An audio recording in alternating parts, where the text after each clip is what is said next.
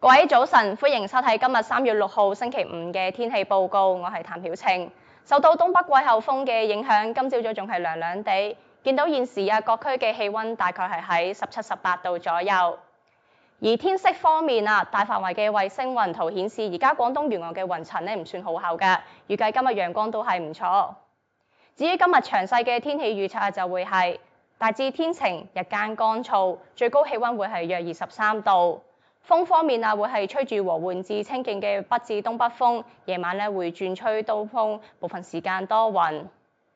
而我哋預計到咗週末期間會有一股達強風程度嘅偏東氣流影響住廣東沿岸，而天色方面都會係唔錯。